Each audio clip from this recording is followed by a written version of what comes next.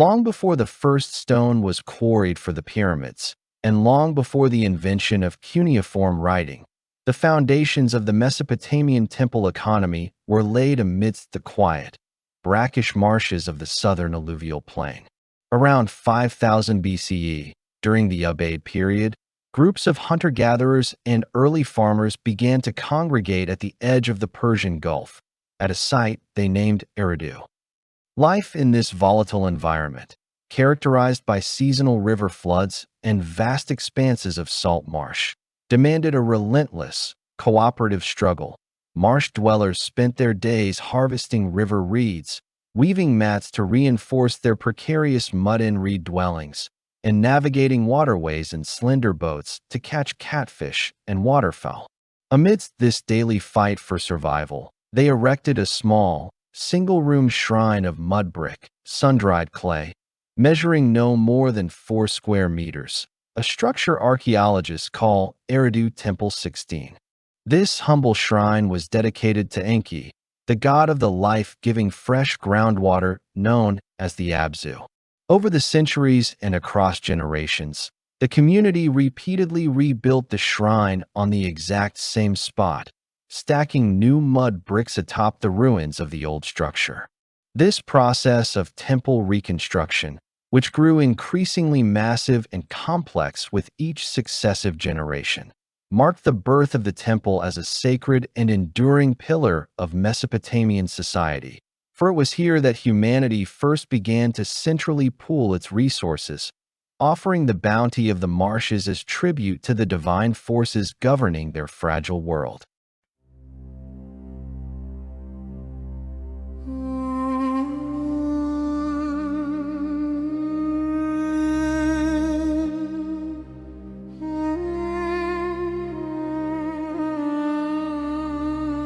By the late Chalcolithic period, circa 4000 to 3100 BCE, small agricultural villages in Sumer had coalesced to form the world's first true city, Uruk. This massive urban center, home to over 40,000 inhabitants, was organized not around a palace, but around a vast sacred complex, the Inanna district, or House of Heaven, dedicated to the dynamic goddess Inanna. Inanna was no quiet place for prayer. It was a bustling, high-intensity administrative and redistributive hub. The daily lives of Uruk's citizens were shaped by the demands of the temple bureaucracy. Thousands of dependent laborers, overseen by temple supervisors, worked vast agricultural fields, tended immense flocks of temple sheep, and operated industrial-scale textile workshops. To track this unprecedented surplus of barley, wool, beer, and livestock, temple priests developed a revolutionary mnemonic technology. Initially, they used small geometric clay tokens representing specific commodities, sealing them inside hollow clay spheres, bully. However, as the scale of trade grew too complex for tokens alone, scribes made a monumental cognitive leap. They flattened the clay spheres into tablets and used a sharp reed stylus to incise pictographs directly onto the wet clay. Writing was not invented to record poetry or myth. It was born as a bookkeeping system for the gods.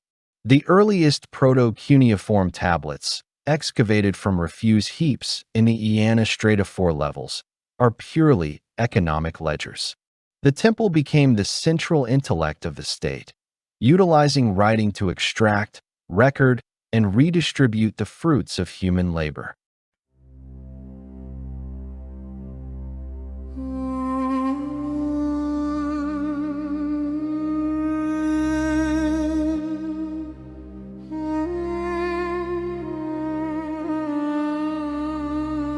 While the Inanna district managed the land's material wealth, the neighboring Anu district in Uruk looked toward the heavens. Around 3200 BCE, the builders of Uruk constructed a monumental ziggurat dedicated to Anu, the god of the sky. It was a massive, stepped mountain of mud brick, rising more than 13 meters above the flat alluvial plain. Atop this artificial mountain, they erected the White Temple. For farmers laboring in distant irrigation canals, the temple was a constant, dazzling presence on the horizon. Its mud brick walls were meticulously coated in a thick, smooth layer of gypsum and geometrically designed to catch and reflect the harsh Mesopotamian sun with a brilliant white intensity.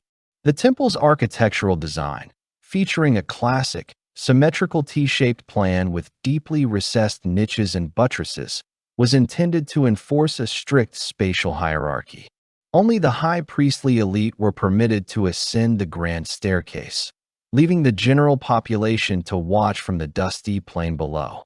The ziggurat served as a cosmic administrative gateway, a physical stairway linking the human realm to the steadfast sky god.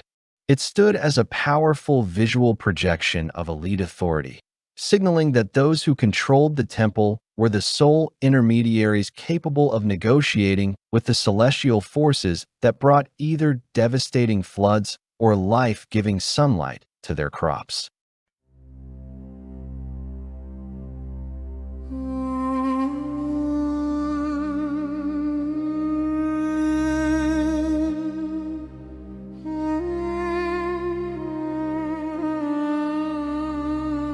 As the city-states of Mesopotamia consolidated their foundations during the early dynastic period, the nature of political authority underwent a radical transformation. The Lugal, meaning great man or military leader, replaced the An, the temple priest who had previously managed societal affairs from the sacred precinct, ruling instead from a separate palace. However, this transition from the priest-king model to that of the warrior-king did not diminish the temple's authority. Rather, it established a system of interdependence, as the Lugal relied structurally on the priestly institution to secure ideological legitimacy. This dual power structure centered on the city of Nippur, home to the Ochre temple dedicated to Enlil, the supreme god of storms.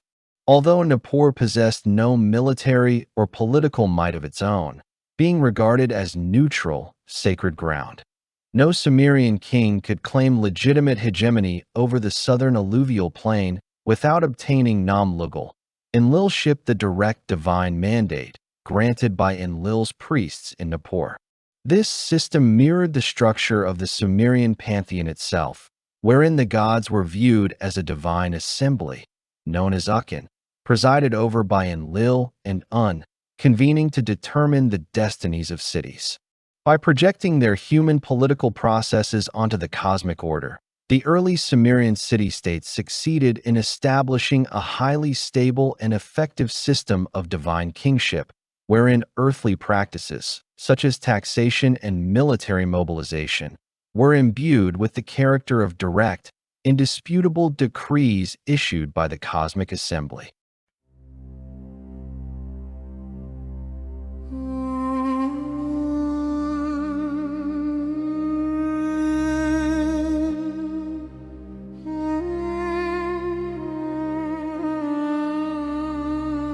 While the city-states of Mesopotamia were consolidating temple-based economies, a parallel, though structurally distinct, religious revolution was taking shape along the Nile Valley in Egypt.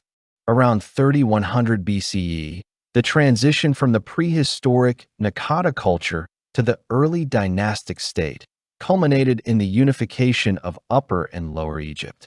This unification was not merely a political conquest, but a fierce religious campaign imbued with profound ideological significance.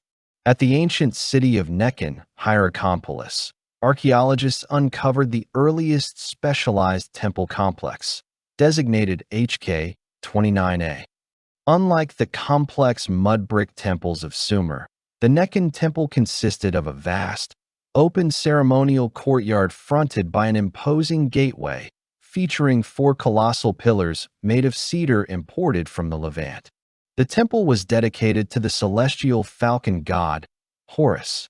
Within this complex, early kings performed elaborate public rituals involving animal sacrifice to consolidate their rule. The famous Narmer palette, the era's most significant artifact, serves as a document establishing the theological foundations of Egyptian kingship.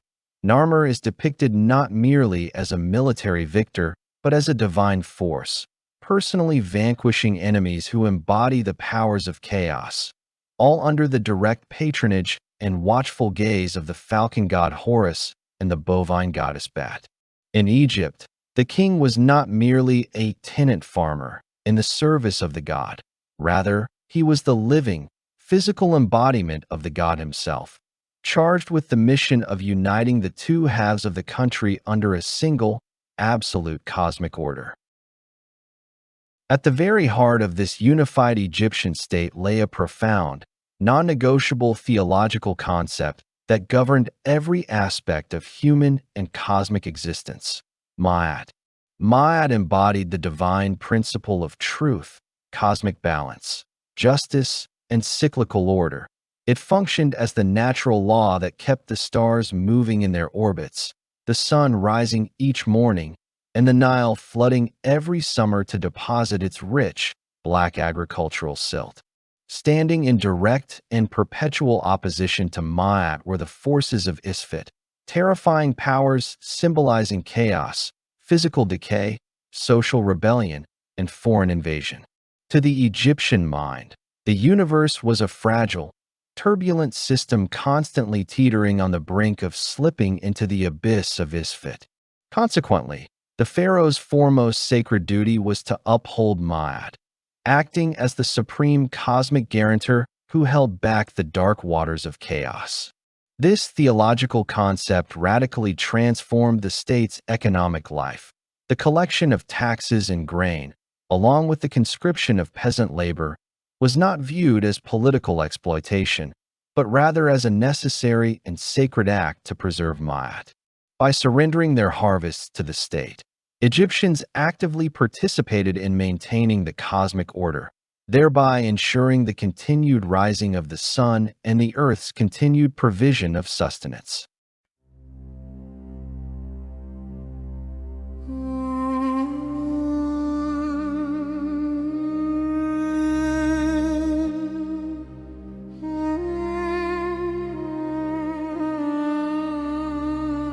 During the Old Kingdom, colossal royal tombs transformed the provincial landscape into monumental ritual complexes under strict, centralized state control. This architectural revolution in stone began at Saqqara with the step pyramid of King Djoser, designed by the legendary architect Imhotep around 2670 BCE. Imhotep achieved a groundbreaking feat by replacing traditional, perishable mud brick tombs with durable, solid limestone, erecting a stepped stone structure that rose more than 60 meters toward the sky. This edifice was not merely a static monument, but a dynamic physical stage for state rituals.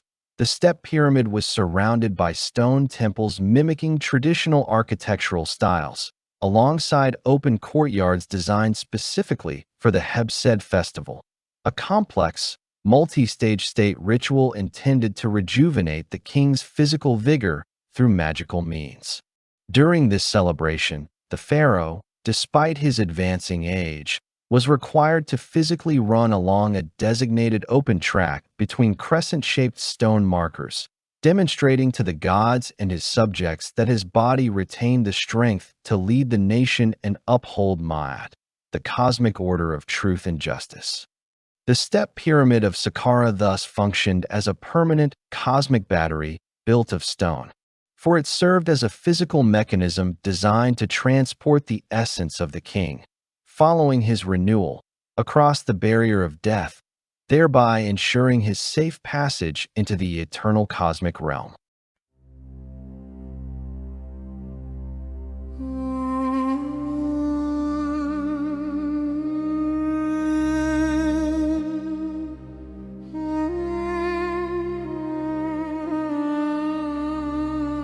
As the Old Kingdom progressed, the magic associated with the royal tomb was directly integrated into the physical walls of the burial chambers.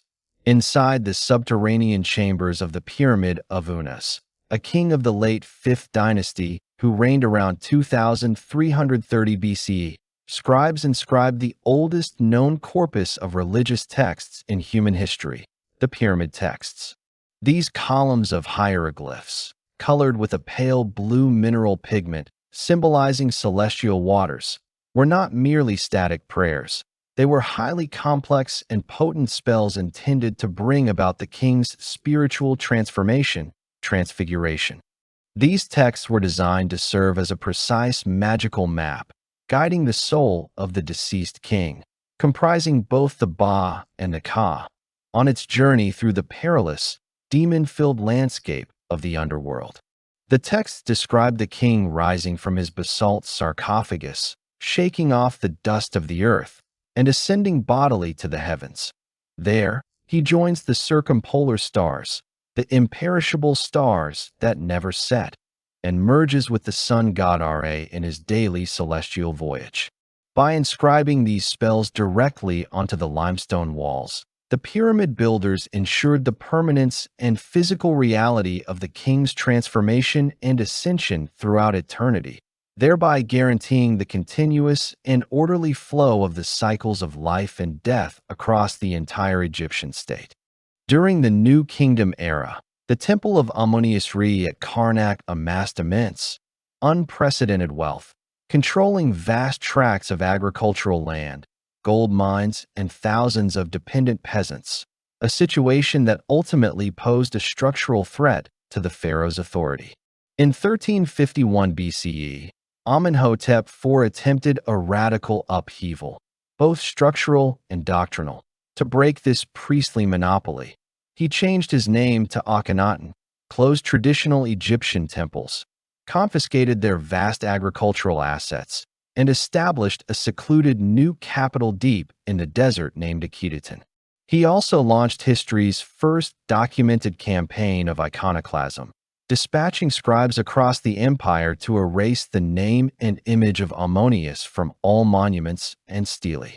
Replacing the ancient pantheon, Akhenaten mandated the exclusive worship of Aten, the visible, physical solar disk.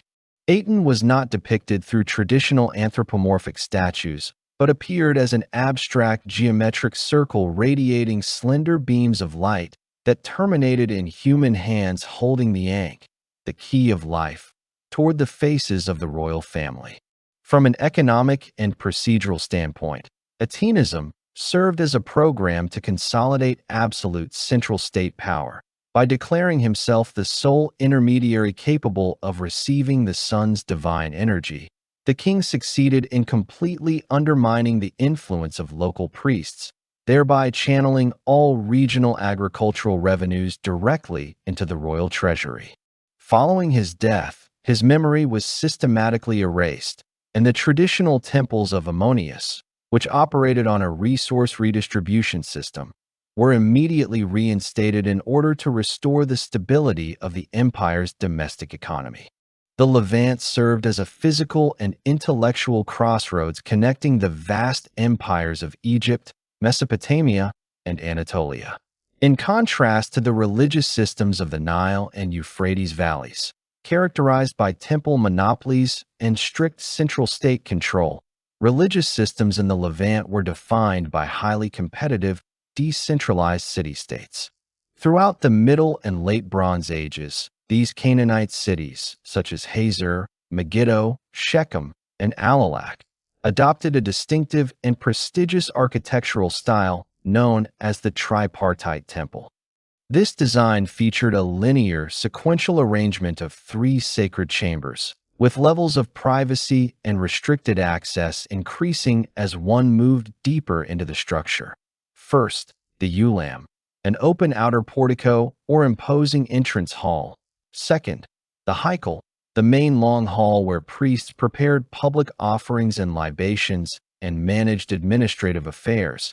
And finally, at the innermost rear, the debir, an elevated, highly private inner sanctum, or Holy of Holies, which housed the sacred statue of the city's patron deity. This Canaanite spatial design proved highly successful, effectively separating the priestly elite from the general population. More importantly, this tripartite layout served as the direct and complete architectural precursor to Solomon's temple, later constructed in Jerusalem, reflecting the continuity and unbroken evolution of the concept of sacred space in the Levant across the centuries. The most comprehensive and clear window into this Canaanite religious world was discovered in 1929 in the coastal city of Ugarit, Ras Shamra, a metropolis featuring a royal palace, located in present-day Syria. Amidst the ruins of a high priest's library, archaeologists unearthed thousands of clay tablets inscribed with a revolutionary, simplified writing system, a cuneiform alphabet consisting of 30 signs.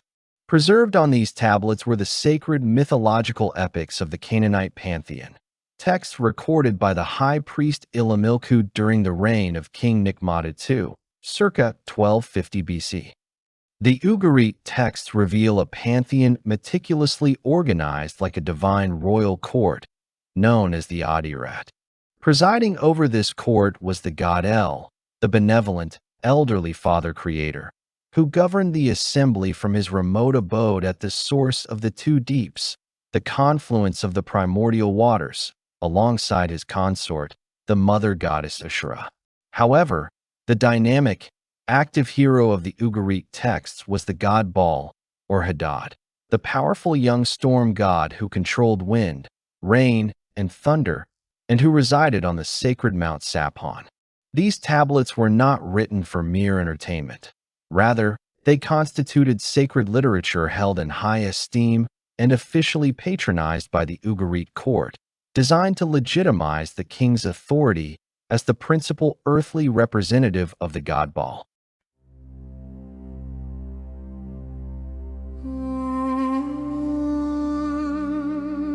The Baal cycle epic forms the core of the Ugaritic literary corpus, serving as a majestic, mythic reflection of the Levant's fragile, drought-prone agricultural economy. The epic recounts Baal's dual struggle for cosmic sovereignty. In the first phase, he defeats Yam, the god representing the chaotic, raging primordial sea, thereby securing the right to build his celestial palace. In the second phase, he must descend into the dark depths of the underworld to confront Mot, the god of death, drought, and agricultural barrenness.